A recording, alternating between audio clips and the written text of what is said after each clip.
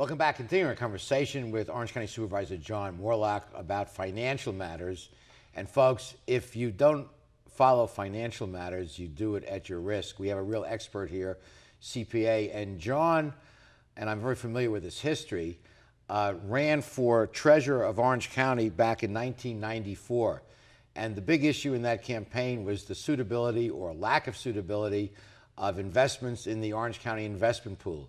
John claimed that the then treasurer, Citroën, was making improvident, too risky investments. Nobody listened to John, including the Orange County Register. Citroën was reelected with a big majority again. And 6 months later, Orange County went bankrupt, the largest municipal bankruptcy in American history. This man, a graduate of Long Beach State University's College of Business, predicted it accurately. He was then appointed treasurer, subsequently re-elected treasurer several times, and more recently elected Orange County supervisor. John, speak to us about that issue and why you felt that the investment policy of Orange County then was inappropriate. Well, Bob Citron at the time was generating rather substantial returns.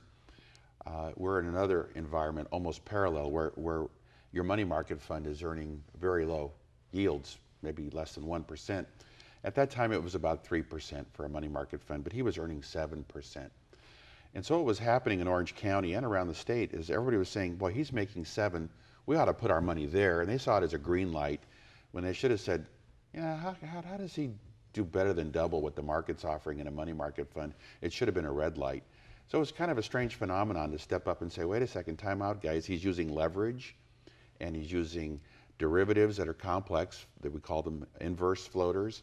And we said, you know, if interest rates continue to stay low, he'll be fine. But if interest rates rise, then his borrowing costs will exceed the revenue he's making in the portfolio. And inverse floaters pay less as interest rates rise. And that particular year, there were 6 increases in interest rates up, unprecedented, driving the value of the portfolio down. So exactly what you worried about came to pass. It was a hedge fund, and it imploded.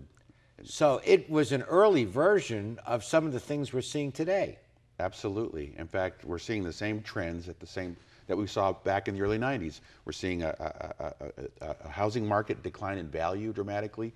We're seeing municipalities screaming and scrambling for revenues. And fortunately, we're not all trying to do it through our treasurers anymore. Been there, done that. But it's an amazing parallel. But Citroën, for many years, was a hero, the magician, who got above average returns, thereby allowing taxes in Orange County to stay low because of this extra return he was getting. I think at the peak, 25% of the county revenue was coming from interest on this investment fund. So he was applauded as a hero until the music stopped. Yeah, no one stepped back and said, how in the world is this happening and how do you continue it, especially when cycles change? And he should have disengaged. We call it the carry trade. And when rates start going up, he should disengage, and he didn't. He literally doubled down, and it was like a guy who goes to Vegas and wins once, then he goes back and then gets his clock. And as you pointed out, others were shifting their money for him, the magician, to manage because he was getting these extraordinary returns.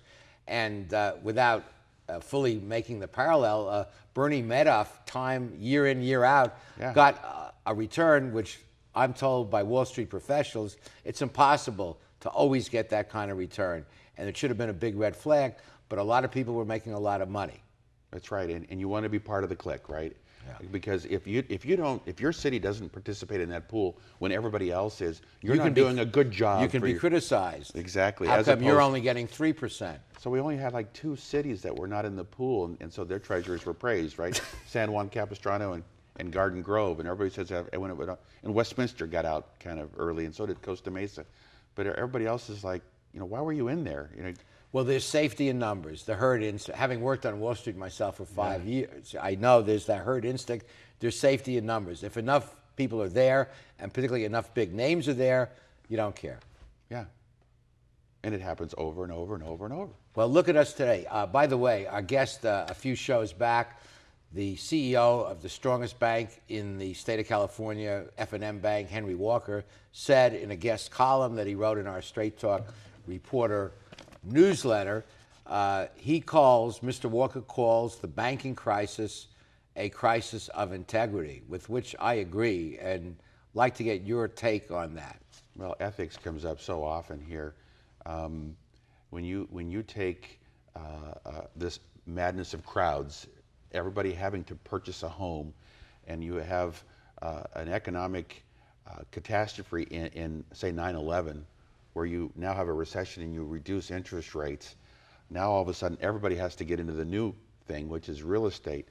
And to help them qualify, you play a lot of silly games, and then you bundle those mortgages, subprime, ironically Orange County, the capital of subprime mortgages, and you package those, and it's sort of like a virus that you're sending to all these money market funds, these So you're mutual infecting funds. these funds, and you're infecting these banks with these toxic assets. And somebody on Wall Street told me the term, the worse the stuff is, the farther away you sell it. And we were selling a lot of these securitized subprime mortgages over in Asia, far away from where the original home was located. I think we have a country that's at its fiscal knees, and that's Iceland. I mean, the impacts globally have just been overwhelming. We'll be continuing this great discussion, but first we have to pause for these messages.